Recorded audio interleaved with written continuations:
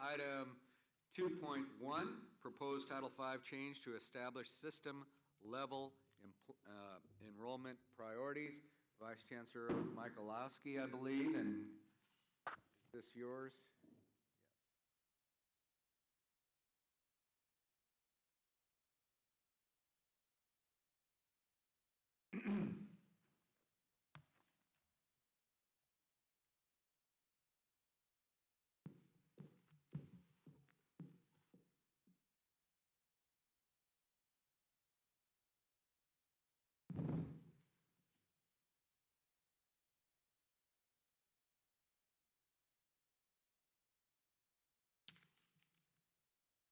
Good morning. With me is Dean Sonia Ortiz Mercado, who is our Dean in charge of matriculation and has done a great deal of work on these recommendations, so she will help me present.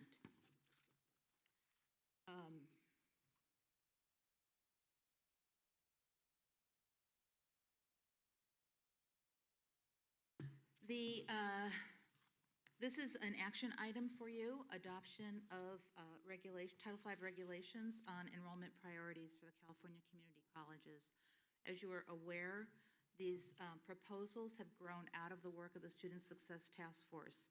Its recommendation 3.1 was intended to ensure that students with a goal of transfer, career technical education, or basic skills have the ability to enroll in our colleges, to encourage students to identify their educational goals early and stay on a path to achieve those goals, to ensure that new students have access to the system, and that continuing students who are not making progress have encouragement to do so or make room for new students who want to pursue progress, and to incentivize students to make progress towards their education goals. We convened a broad-based work group to draft these regulations, recognizing that this is something very significant for the California community colleges. We involved admissions officers, chief student services officers, chief instructional officer, faculty, students, a college president, college business officer, and had extensive discussions over a several-month period to develop these regulations. Between March and June of last year, the proposals were developed. Beginning in April, they were taken out widely for discussion throughout the system. They were brought to the Consultation Council several times for discussion. They were brought to you for information in May, for first reading in July, and they now have come to you for your action. Essentially, what these proposals do is give priority for new students who have taken advantage of the services that we know can get students on the right track for success. So new students who undergo orientation, assessment, and develop a student education plan would have first priority, along with students who maintain good academic standing, and that's defined as not being on academic or progress probation for 2 consecutive semesters. Among those students, there are 2 statutory categories who have first priority: veterans and active duty military, and current and former foster youth. They rise to the top within that group of students. And in a closely tied second category are the students who have historically had registration priority under our Title V regulations, EOPS and DSPS students. To the extent that colleges can accommodate the statutory groups and the EOPS and DSPS students in a single group, while ensuring that the statutory groups have fair access to the courses that they need, districts can treat those as a single priority group. But the requirements of law are the first requirements that districts must meet. The regulations also permit students who are continuing students. Districts could require continuing students to also comply with these, but given the limited resources, this is essentially phasing in these supports with new students and eventually all students will have the benefit of these support services. And then all of the work of the work group prioritize giving districts maximum discretion within these overarching state priorities. So within the broad population of students who meet the criteria for new and continuing students, districts are free to establish their own priorities. For example, they may wish to give a higher priority to newly graduating high school students from their feeder high schools who undergo those services. They can do that. They can also adopt priorities for students who do not fall into the statewide priorities that would come after the statewide priorities. Okay, so I'm going to present several provisions of the proposed regulatory proposal, focusing first on the loss of enrollment priority. And so for continuing students, they would lose enrollment priority if they have earned 100 or more units. These are non-degree applicable basic skills, excluding non-degree applicable basic skills, ESL, and special classes for disabled students. And then Linda also mentioned earlier that students who are on academic or progress probation for 2 consecutive terms would also face a loss of enrollment priority. And this is defined by existing Title V regulations. The work group wanted, to the extent possible, not look at adding any additional burdens on our colleges and wanted to be sensitive about working within the construct of existing law and implementing these regulations. Also, Linda had mentioned one of the other tenets that the work group considered, and that was to ensure that, to the extent possible, districts would have local flexibility in being able to implement these registration priorities. And in implementing the loss of enrollment priority, the language was added to ensure that it would be at the first registration opportunity.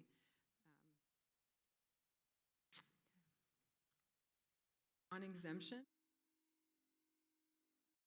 Okay. On exemptions, districts have the authority to be able to adopt exemptions for categories of students from the 100-unit limit. And so examples were provided in law in the proposed regulations for students in high-unit majors or programs. We plan to work closely with our colleagues in academic affairs to help provide guidance to our colleges on how that might be implemented.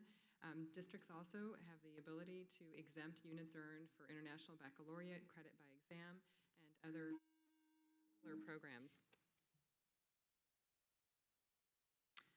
On appeals, there are essentially 2 requirements for districts that they're required.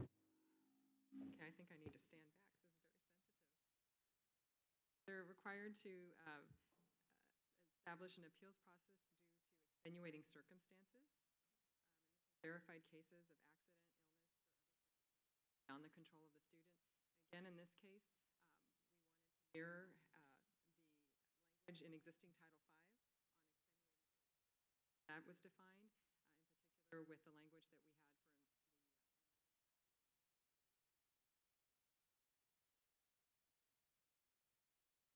Second is, again, consistent with current law on reasonable accommodation, to allow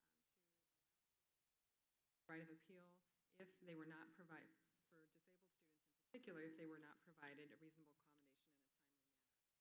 And then the work group decided that we wanted to add a 3rd category that was discretionary, and that is for districts, they could establish an appeal process for students who lost their enrollment priority due to being on academic or progress probation. If the district found that a student was able to significantly improve, make academic improvement in a subsequent term or terms, that the student then, but perhaps not raise their overall GPA, the district could allow an appeal for that. And that, again, is discretionary.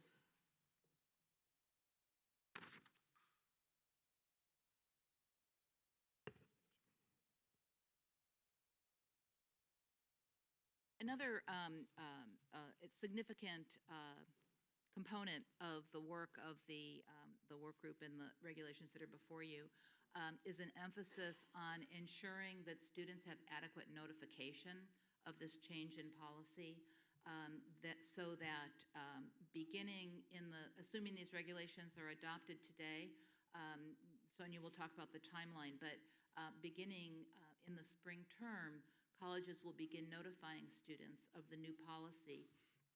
And the regulations require that districts update all of their consumer information, their course catalogs, and so that all students are aware of what's coming and have the opportunity to improve their academic performance if they're on progress or academic probation, and if they're nearing the unit cap, to carefully plan the remaining courses that they need to take in order to achieve their education goal.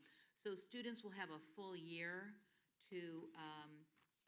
of warning before the regulations actually take effect for enrollments in the fall 2014 term. And this is just a graphic display of that timeline. Assuming you adopt the regulations today, they go for review by Department of Finance.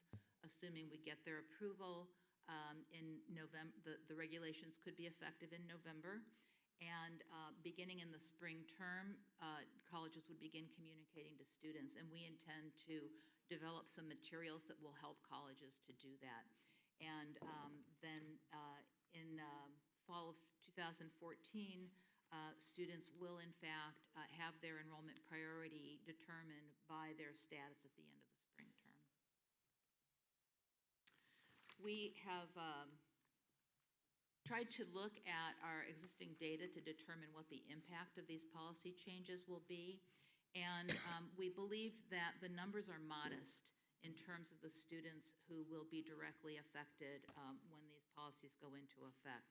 And we hope that in the year before the actual implementation, that the numbers will go down even more as students understand the expectations and colleges assist them to improve their academic performance.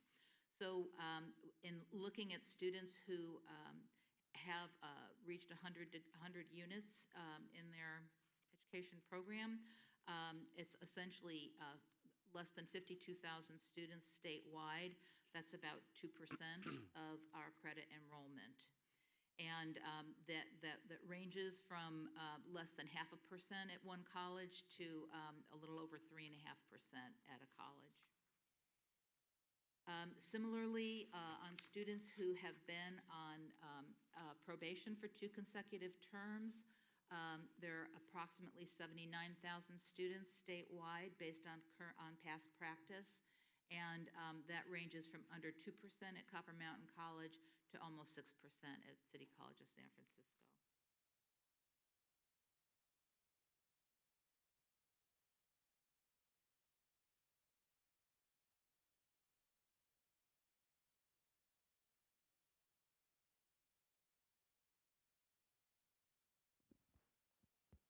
Okay, I got it working now. Okay. So one of the questions that we've received and that was raised in our public comment was, how would we implement this for first-time students? You know, there's been a lot of concern about that. And what I can tell you is in the Enrollment Priorities Work Group, we had quite a lot of discussion about how do we make this reasonable? And the work group was very mindful with the current budget climate and the fact that districts lack the capacity at this time to implement the matriculation components for students throughout the system, continuing and first time. And that is why one of the first decisions made by the work group was to make it optional for districts to implement the matric components and make that a requirement for enrollment priority. So if districts had the capacity, they could choose to do that. And for first-time students, if districts have the capacity to do it, and they have programs where they matriculate students before the registration window opens, first-time students, soon-to-be high school graduates, could receive enrollment priority under the current construct of this model. Working closely with our Matriculation Advisory Committee and our Counseling Advisory Group, the Chief Student Services Officers, and other stakeholders, we had quite a lot of conversations in the last several months about how we could think about a reasonable process that wouldn't be overly burdensome to implement the initial ed plan for first-time students. And so the construct or the thinking to date is that we would distinguish ed plans for first-time students versus continuing students.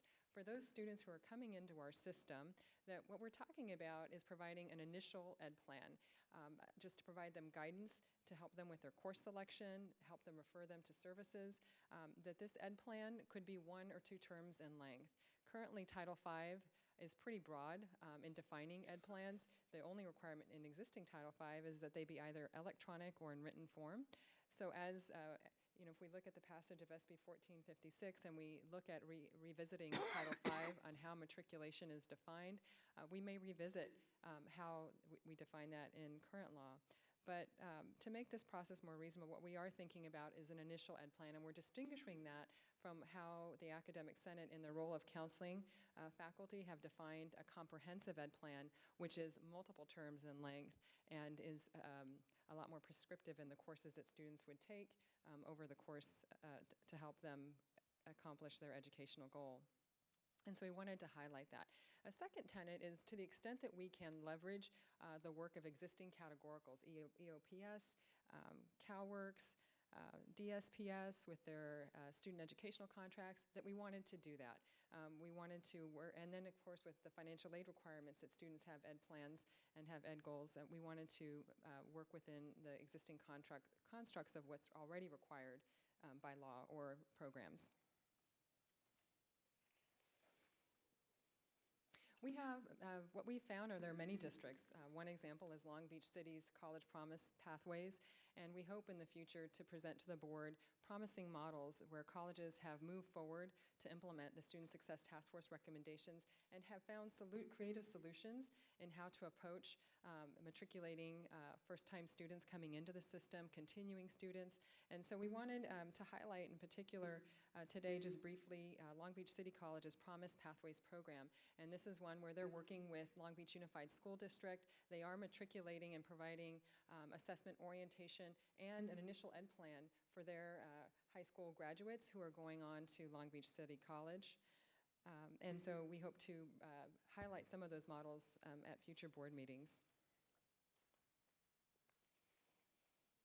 As Linda mentioned earlier, the first reading for the proposed regulations happened in July. And as of that date on July 9th, it began the 45-day public comment period. During the actual first reading, we had comments, verbal comments from 6 individuals, but during the 45-day comment period, we did not receive any written comments. In your board packets, you'll find the comments that were made by the 6 individuals, and then the Chancellor's Office written response to those comments.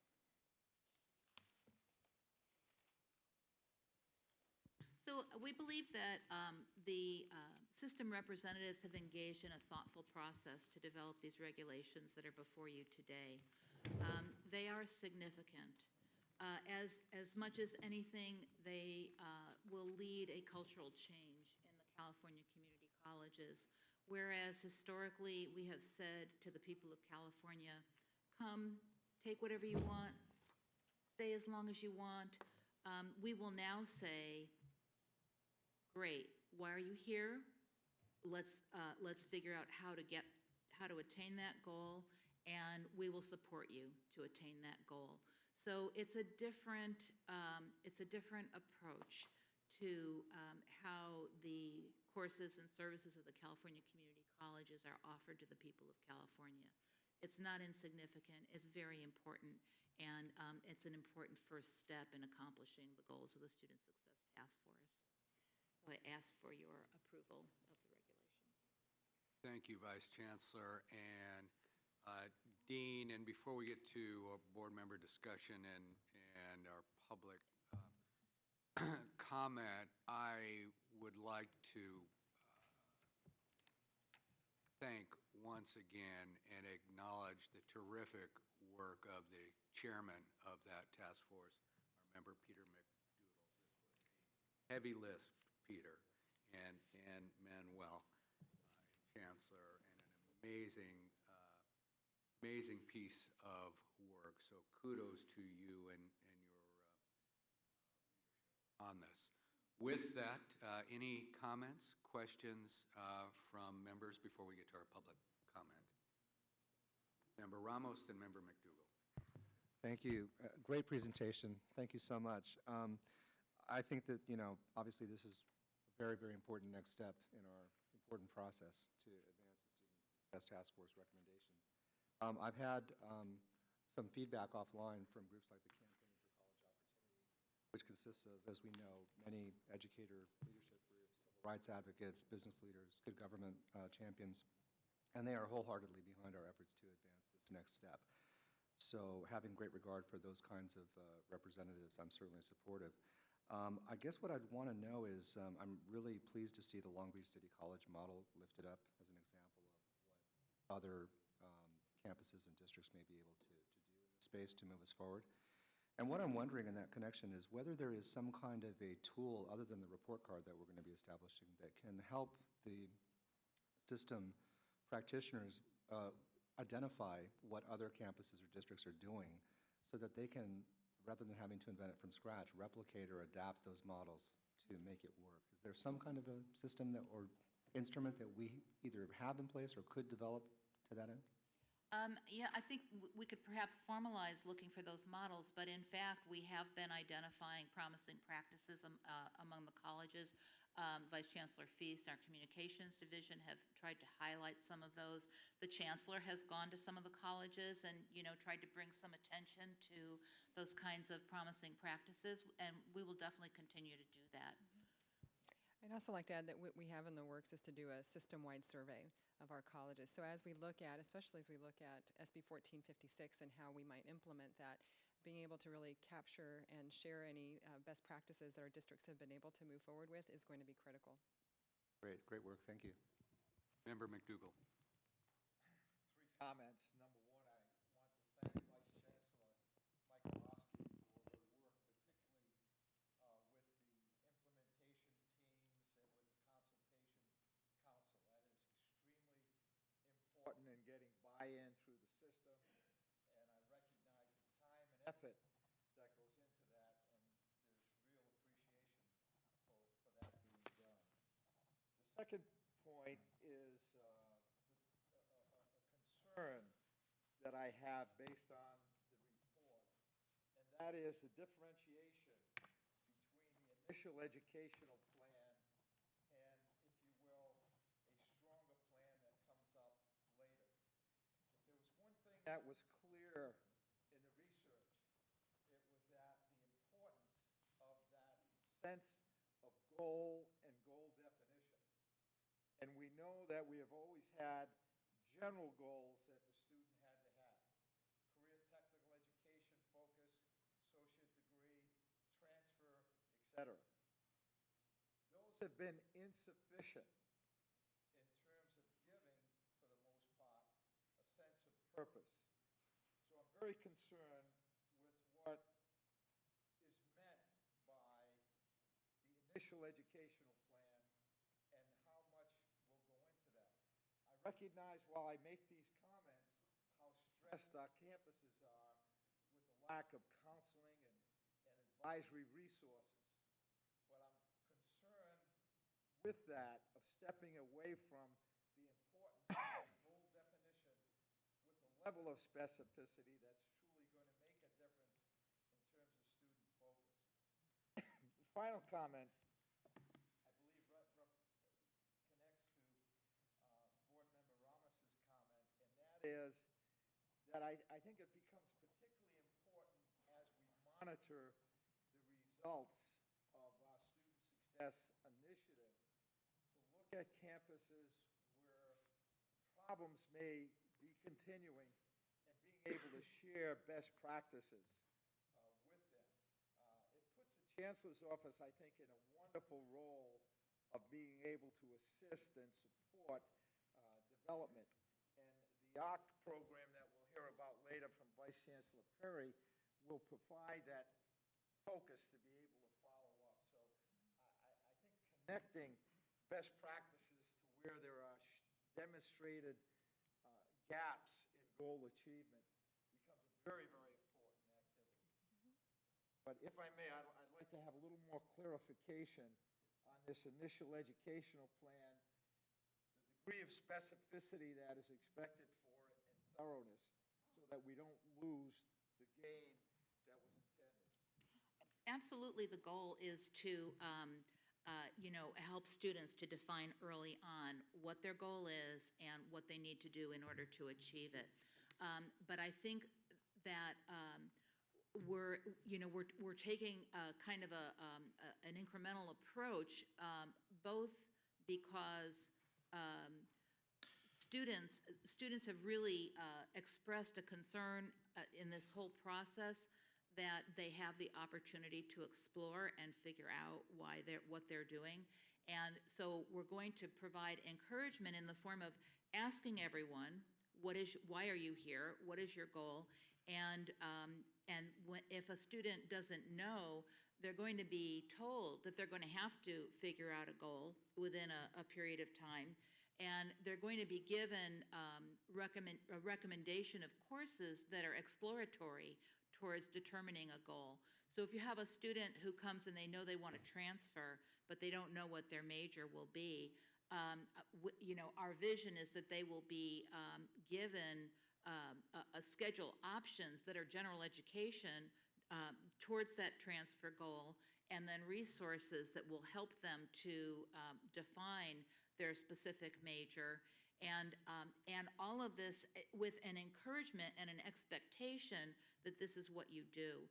Whereas now, if a student says, well, I don't know what my major is, then, the student can take any class the student chooses without any systematic approach to getting the student from I don't know to this is my major. But as you acknowledged, Member McDougall, the colleges simply do not have the resources to have every student meet with a counselor and have a thorough discussion and get them on a specific full-blown education plan in the beginning.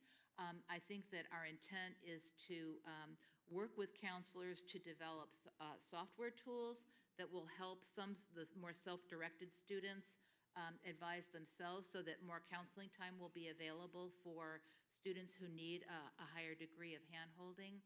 And we're aggressively working with the counseling leaders to figure out how colleges can make this meaningful.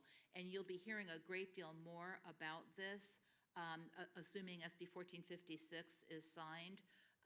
We will be coming to you probably at your next meeting with more information on how we are approaching this idea of phasing in thorough ed plans for all students. I really do appreciate that follow-up that will be forthcoming, because I think it is critical. Many of the issues that you mentioned, with the exception of the lack of counseling support, but the difficulty and the time that is needed for students to make a decision are also ways of avoiding decision-making, and I don't want to make light of it. So I'll be particularly interested in what plans are going to be developed to try to support and not losing the importance of this commitment that students have to make upon enrollment. Member Baum. Thank you. Just picking up on that item, and Member Belansky and I were just talking about this last night. In order to implement these priorities, we are going to have to increase access to counseling throughout the system. And now is not the time to talk about it, but at one point we'll have to look at the 50% fund rule that might allow more flexibility in counting counseling staff on that, so that we can actually increase the number of counselors available to our students. My question has to do with local districts and their role in setting priorities. If we go back to the data too, about how many students statewide fit into that first group of veterans and foster youth? We looked at that. I did not bring it with me. I don't have it with us, but cumulatively, the veterans, the foster youth, the EOPS, and the DSPS students were a very small percentage of our student population. So it's, but by far the veterans and are the foster youth the smallest group, and then the veterans a little bit Yes. larger, and then DSPS? Right. I believe our latest data was about 46,000 veterans enrolled in the system who are accessing their education benefits. So I don't want to do anything that would jeopardize their enrollment priority as well as foster youth. You said in certain cases, some districts can combine those if it didn't disenfranchise veterans or foster youth, if you add that top-tier priority to DSPS and ELPS. Correct. Who's going to be the ones to analyze whether a district can do that or not? Chancellor's office review or would it just wait to somebody to raise a hand and say, hey, wait a second, I thought I had priority? Yeah, we will advise districts of their legal obligation to ensure that the current military veterans and current and former foster youth have first priority to get classes. I suspect that should they be disenfranchised, that they will be very vocal about that. And we haven't really talked about monitoring that particular case throughout the system. It's certainly something that we can discuss and see if that seems necessary. And then districts, it's the continuing students in good standing and new fully matriculated students. Any new fully matriculated student, or can a district set up priorities within those groups? So, for example, the district that I serve as president of the board, 70% of the enrollment comes from outside the district's geographic boundaries. Could we say a priority among those groups are the students who graduated from our feeder high schools? Absolutely. How would that work? The district can set priorities within that group. We've been very clear about that. So, and there are a number of districts are using that exact model of working closely with students coming from their feeder high schools, taking many of the matriculation services into the high schools so that the students have already accomplished them during the spring before their enrollment in the fall. That's an excellent model.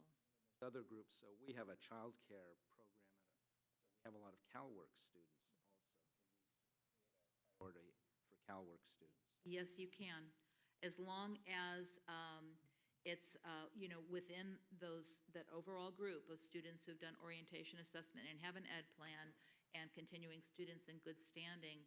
The district is free to set additional priorities within that. And finally, how are you going to work with districts to educate them about this new regulation and then monitor how they're implementing it? So we planned, all along we went through the work group process, we were developing a growing list of the FAQ, the frequently asked questions, to really vet out a lot of the implementation questions that we would receive.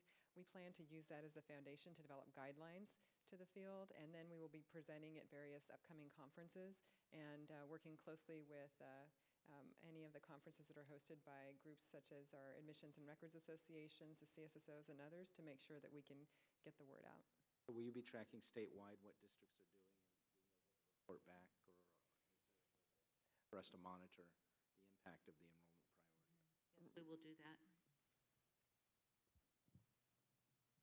Member Belinsky, followed by Member Melamed.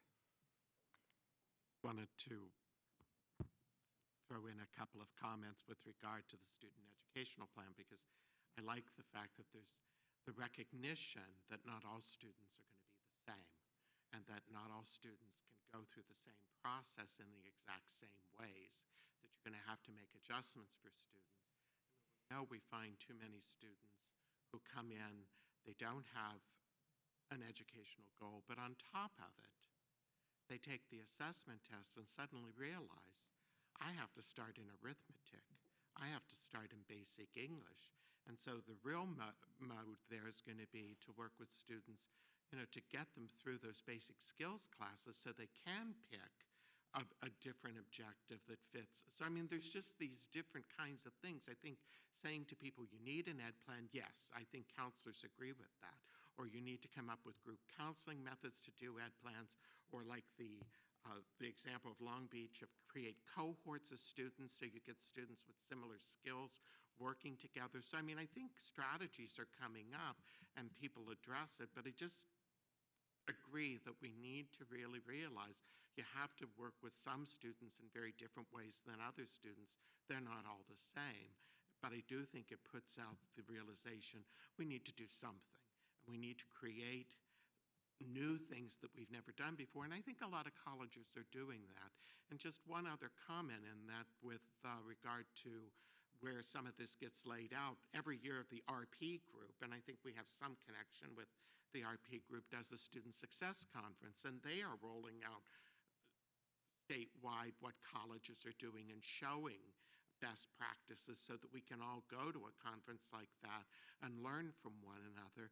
And I think even some of the webinars that are happening nowadays where colleges get on and sponsor a webinar because we've got the technology we didn't have in past years, to share ideas and share examples. So I do think that that's growing and that it's more apparent when you go out to the colleges and see that sort of thing happening.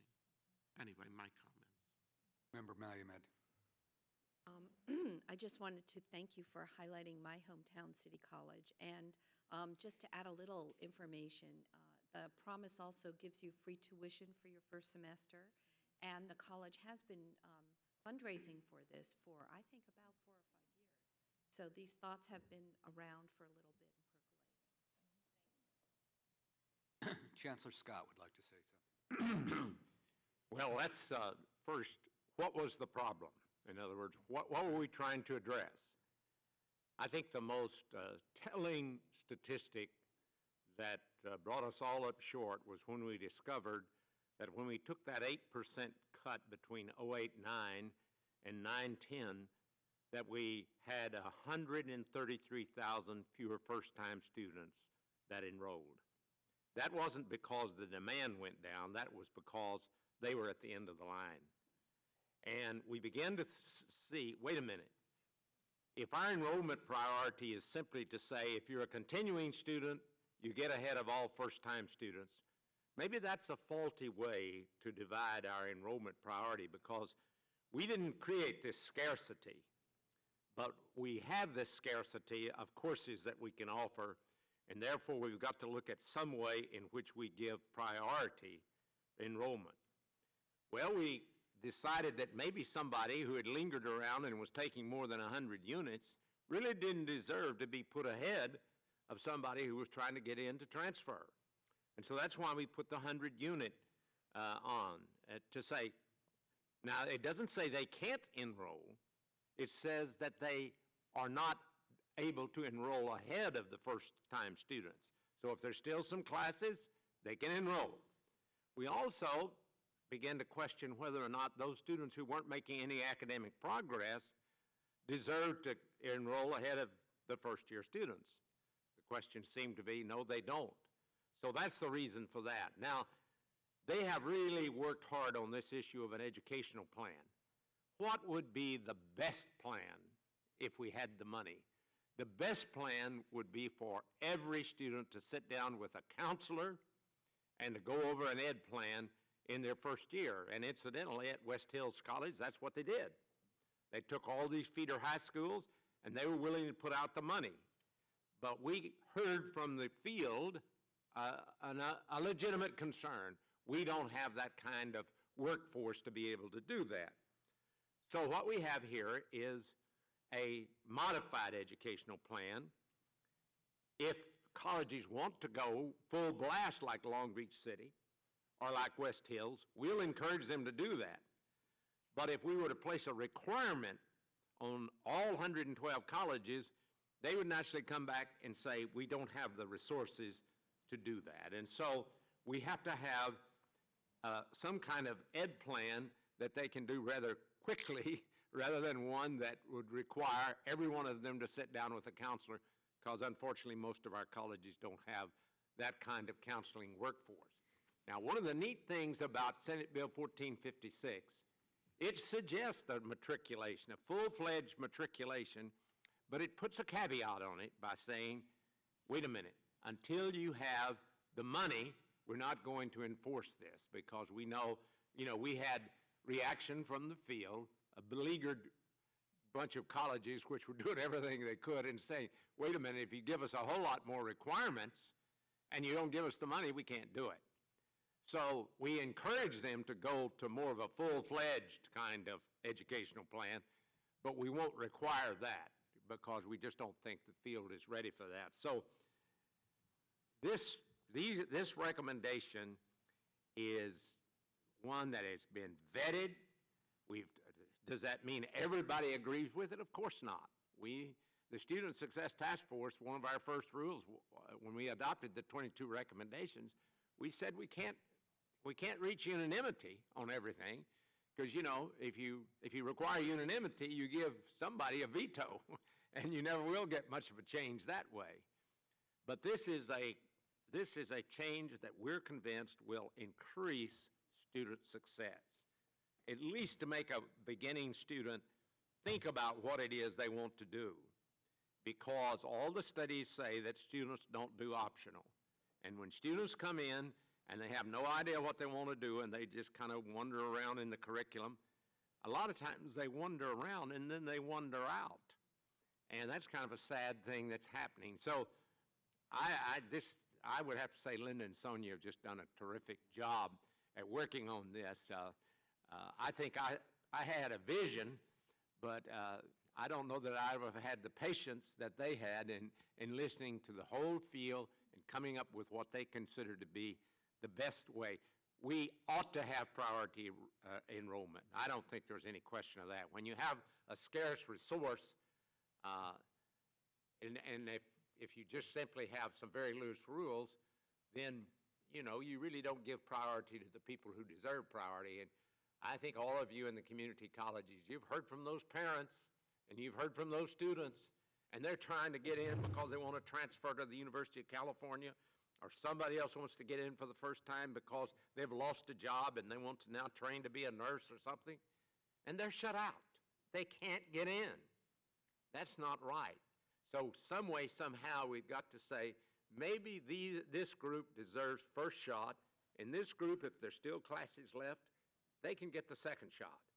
We're not trying to say you can't get in. We're just trying to say, in all of this, doesn't it make sense to give priority enrollment to certain kinds of students? So this is the outcome of it. We may, try it for 2 or 3 years, and like anything else, you may tweak it a little and say, well, that didn't quite work, or that was but I'll guarantee you one thing, this is a vast improvement over what we have now, which is a lot of dissatisfied people out there who just can't get into community colleges. Members, we have a recommendation from our staff and our task force. Do I have a motion? So moved. Moved by Member Belinsky, second by Member McDougall. Vice President Baca, I believe we have some public comment. President Himmelstein, we have 4 individuals who wish to address the board. And before you come up, I do remind you that you are limited to 3 minutes each, subject to change by the board president. Peter White from the Chief Student Services Officers.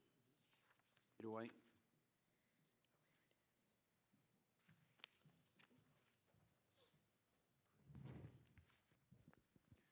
Good morning, members of the board, Chancellor Scott, and my colleagues from the State Chancellor's Office.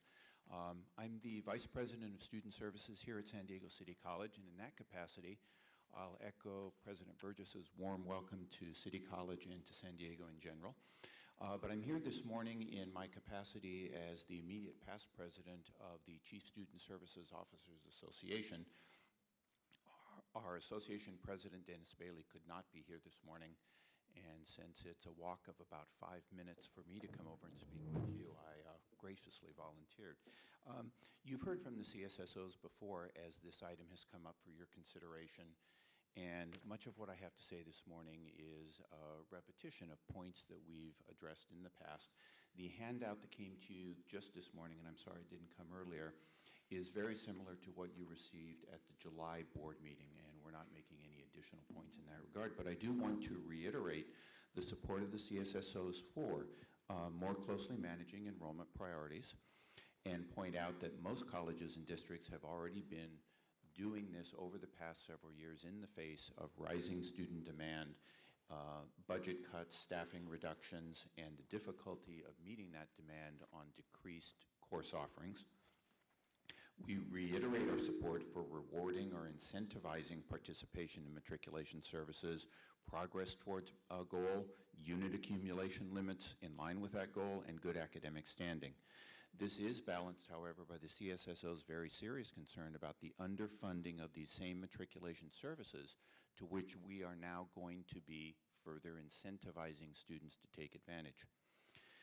We reiterate our support for the priority given to veterans and active duty military students, to current and former foster youth, and of course to our longstanding EOPS and DSPS student populations who have participated in matriculation services and are in good academic standing. That change we strongly support. As noted in previous statements we've made to the board and in consultation groups, the CSSOs also support treating all 4 of these groups the same. We do want to reiterate the concern we've expressed about the timely implementation of these new standards and finding ways of informing students in ways that they can understand how priority registration, and remember, students will also lose their BOG fee waiver eligibility if they do not meet these standards. Given the college's overlapping calendar for assigning grades from one term and registering students for the next term don't always line up with easy or simple means of informing students and enforcing the new rules. And finally, our concern about the cost of these proposed changes. At the July meeting, you received in our printed handout our estimate. There is no current state estimate, and we think that's a big gap. We would like to encourage the board to always look at the cost of implementing regulations that you adopt, even as the philosophy is something we can agree with. Thank you.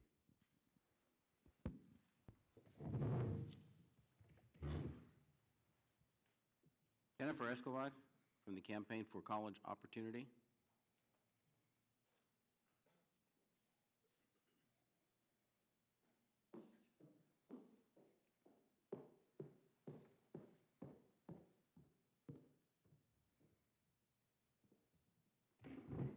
Good morning, President Himmelstein and honorable members of the Board of Governors.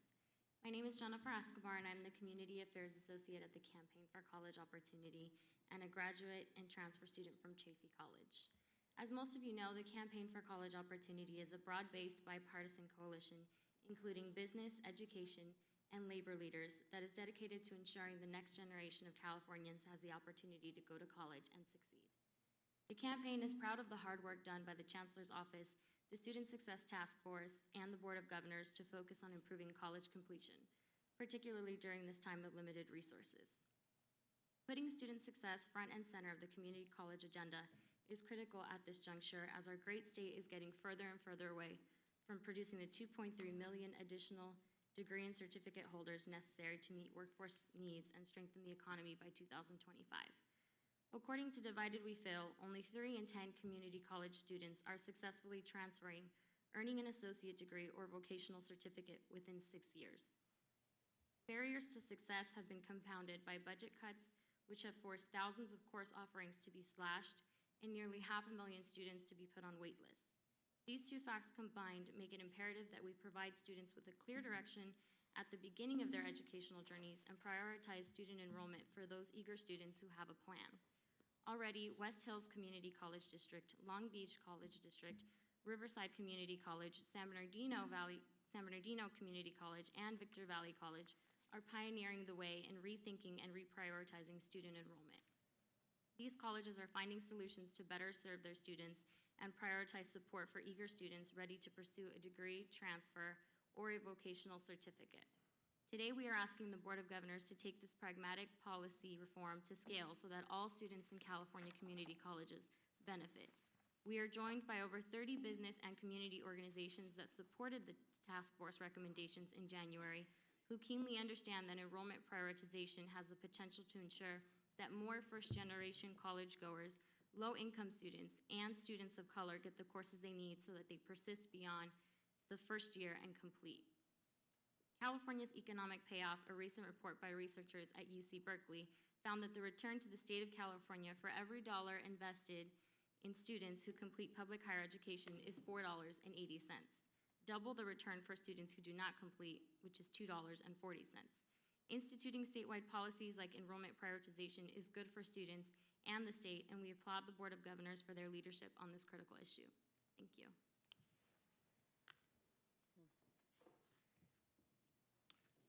Will Bruce of the California Community College Extended Opportunity Programs and Services.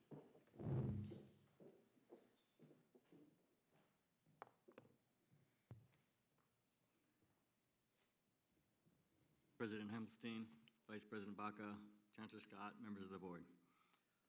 I speak to you today as president of the California Community College EOPS Association, as the director of EOPS Care at Allen Hancock College, and as a former single parent and EOPS Care student. It is my experience as an EOPS Care student that helps me to frame for you the issue of priority enrollment and the importance it plays to the education of EOPS and Care students statewide. I speak to you today not as a combatant or provocateur. Having closely watched the proceedings of the Task Force on Student Success, I know the hard work and the effort that was made to create a recommendation that offers California community colleges the best opportunity moving forward to continue to provide the best education experience to students. And I know that during the process that many voices were heard and compromises were made so that the final report represents the best idea from differing viewpoints and opinions. Instead, I speak to you today as an advocate and someone with personal experience as to the difficulties EOPS students face in attaining college education.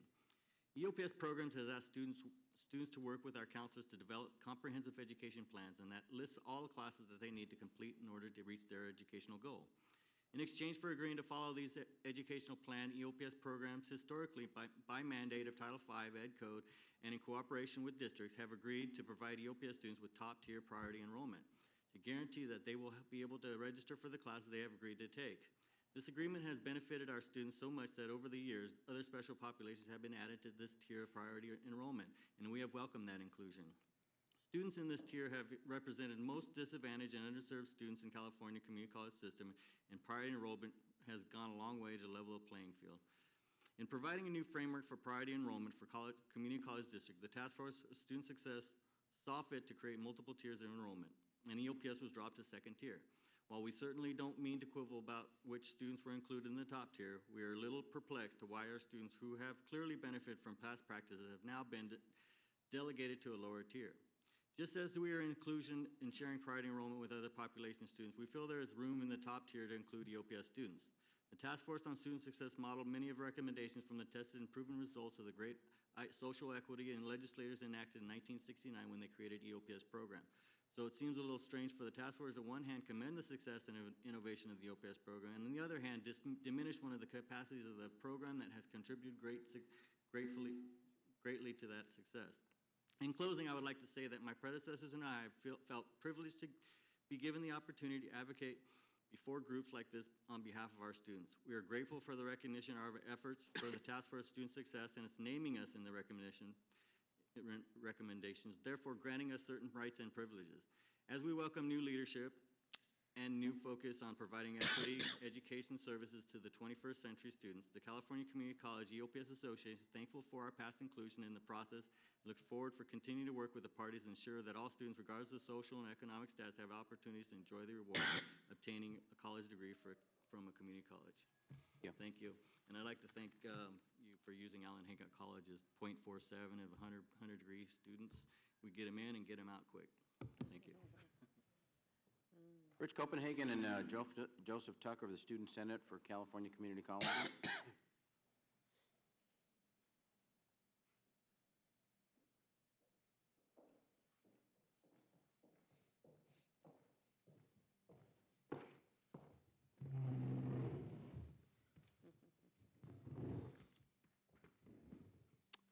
Good morning, board members, chancellor, vice chancellors, and members of the public. Oh, now I can be heard. My name is Rich Copenhagen. I'm the president of the Student Senate for California Community Colleges, and with me today is Joseph Tucker, who is our communications officer. And we are pleased to be joining you today here in San Diego, very nice city. First of all, I'd like to congratulate the board and the chancellor on getting one of the first pieces of the Student Success Task Force recommendations through to regulations and really codifying it and making it a reality for us. The Student Senate has taken a position of support on enrollment priorities as they've been recommended and have been very involved in the process of putting together these the regulations. And we really appreciate the willingness the Chancellor's Office has had to ensuring that we have been a very involved group in that process, having 2 students on the work group itself. And furthermore, we look forward to the continued attention the system will be giving to ensure an effective and equity-conscious implementation of these regulatory changes, and we encourage you to vote yes on this. Thank you very much for your time.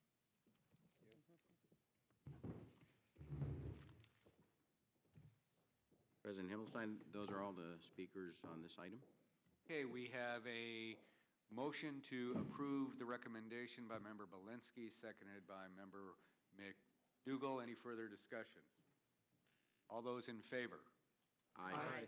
Opposed? Motion carries. Chairman McDougall, Chancellor, congratulations, staff. Thank you for the very good work that was done. With that, we're going to take a 10-minute break.